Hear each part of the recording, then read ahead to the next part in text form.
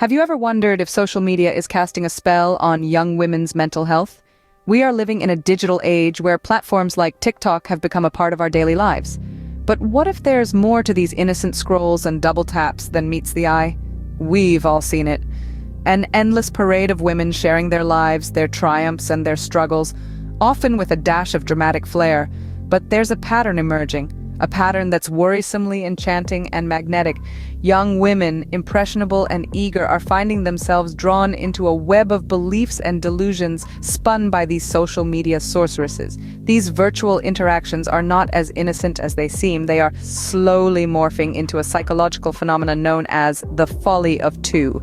It's like a spell, pulling these young women towards a whirlwind of narcissism, sociopathy, and even schizophrenia. Let's delve deeper into this uncharted territory of social media influence, also known as the Folly of Two. What exactly is this Folly of Two phenomenon? You might be wondering. Well, buckle up, because we're about to dive into a psychological rabbit hole that's as intriguing as it is unsettling. Folly of Two, or Folie à Deux, as it's known in the world of psychology, is a term that refers to a shared psychosis. It's a rare psychiatric syndrome where symptoms of a delusional belief are transmitted from one individual to another. The same pattern, it seems, is unfolding on a much grander scale in the digital world of social media. Imagine social media as a massive global party where everyone's invited. Now, in this party, there are certain individuals who begin to share their delusions.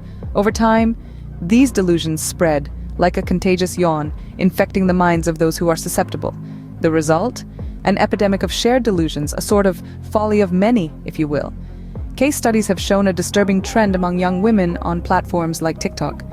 They are falling prey to this shared psychosis, gravitating towards unhealthy patterns of thought and behavior. This shared delusion is leading them down a dangerous path, one that can lead to serious mental health issues such as narcissism, sociopathy, bipolar disorders, and even schizophrenia. It's like a twisted game of follow the leader, where the leader is not a beacon of wisdom, but a purveyor of delusion.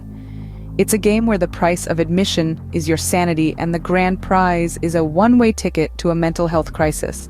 But wait, there's more. This shared psychosis isn't just limited to the individual. It's affecting relationships, fostering paranoia, and creating a culture of spite. Men are being painted with a broad brush, targeted as the villains in this narrative, causing a rift in the social fabric. The irony of it all is that this isn't a folly of two, it's a folly of too many. The digital age has amplified the voices of delusion, extending their reach beyond any physical boundaries. And in this digital age, it seems the folly of two isn't limited to two anymore. How does this shared delusion affect the personal lives of young women? Let's dive into the ripple effect of this pervasive phenomenon. Imagine a domino line, each piece perched precariously, waiting for the nudge that sets off a chain reaction. This is what's happening in the personal relationships of many young women, where the first domino is the shared delusion we've been talking about. This delusion, often born and bred on social media platforms, is causing a significant shift in the dynamics of romantic relationships. For example, men are increasingly hesitant to engage in committed relationships. Why? They're wary of the delusions these young women might harbor. Delusions that could lead to misunderstandings, conflicts, or worse. It's like walking into a minefield, never quite sure where the next explosive might be hiding. The reluctance to commit isn't due to a lack of interest or affection, but a fear of the unpredictable consequences of these delusions.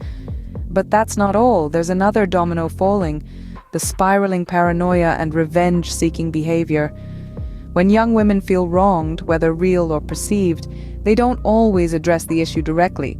Instead, they often resort to a tit-for-tat approach, seeking revenge for the perceived slight. This negative cycle only fuels the delusion further, creating a self-fulfilling prophecy of sorts. This paranoia isn't grounded in fact, but in feelings, which can be as volatile as the wind.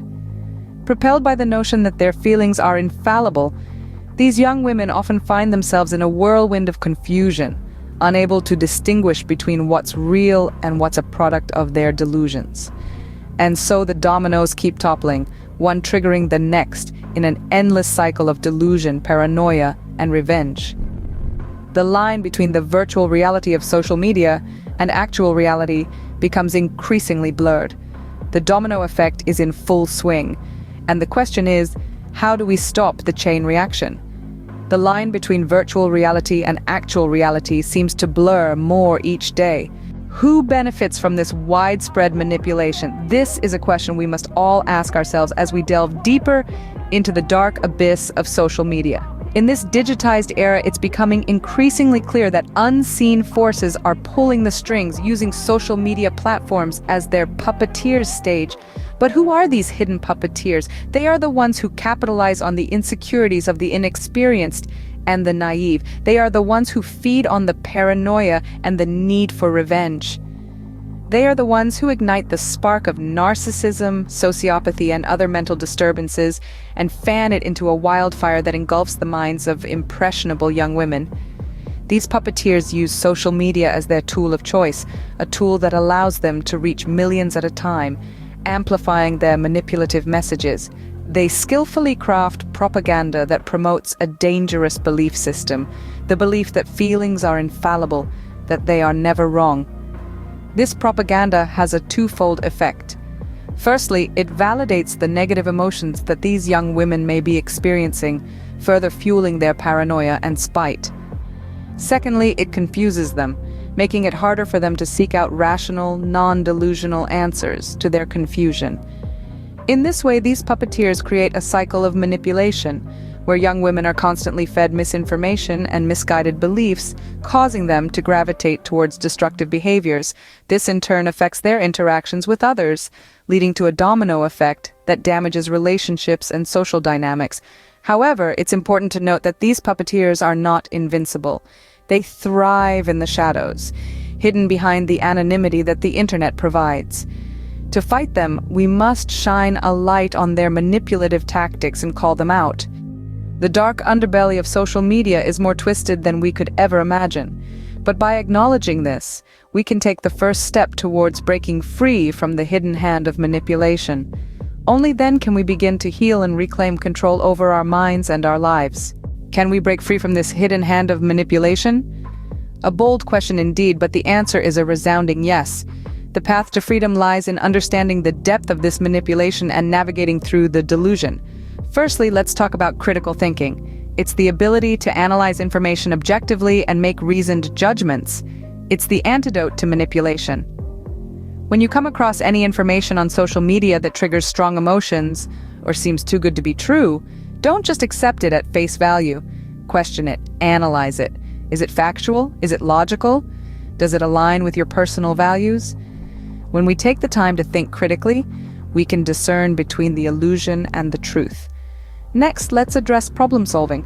Life is a series of problems, and our success largely depends on how well we can solve them. Instead of generalizing issues or blaming unseen forces, we need to tackle them on an individual basis. When faced with a problem, don't let emotions cloud your judgment.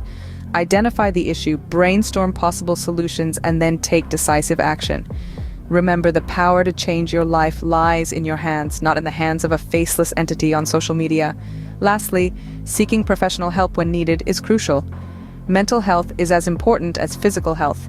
If you find yourself or someone you know spiraling down the rabbit hole of paranoia or delusion, don't hesitate to reach out to a mental health professional. They are trained to help you navigate through the complexities of your mind and guide you towards a healthier mental state. So, what's the way forward?